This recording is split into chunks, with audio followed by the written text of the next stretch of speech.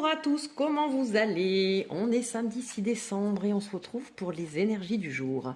On fait attention aux faux comptes, on vérifie le nombre d'abonnés, je ne m'abonne pas à vous, je ne vous contacte jamais en premier, ne vous demande jamais d'argent. On essaie d'être vigilant un petit peu sur tous ces faux comptes qui me concernent et qui concernent aussi énormément d'autres personnes. Donc on fait attention s'il vous plaît. Allez. On y va. Qu'est-ce qu'il y a pour nous aujourd'hui? Le passé. Alors, il y a le passé qui revient. Elle a sauté, je ne sais pas si vous avez vu.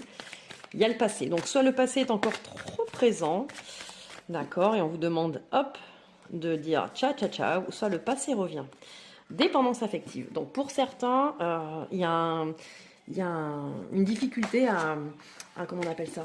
À tirer un trait sur le passé, à lui dire au revoir et à le laisser partir, hein, que ça soit du passé sentimental ou du passé affectif, peu importe, ça peut être la famille ou autre, on laisse partir le passé, d'accord? La sincérité. Alors, peut-être que vous avez été sincère dans tout ce que vous avez fait, entrepris avec les personnes concernées, mais avec cette petite note de dépendance affective tout de même, ce qui fait que il y a des relations qui sont terminées, relations sentimentales, relations, enfin, peu importe les relations, ça peut être amical ou dans la famille.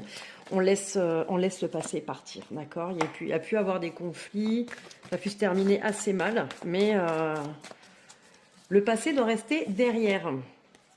Blessure, dépendance affective. Donc, voilà, on est sur l'énergie. Ça me prend aux tripes.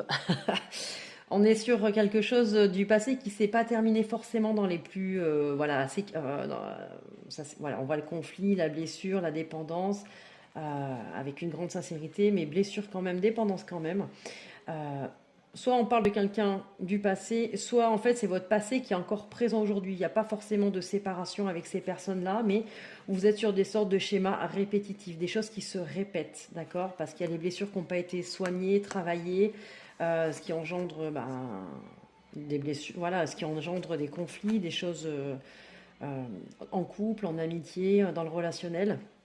En fait, il faut soigner ces blessures.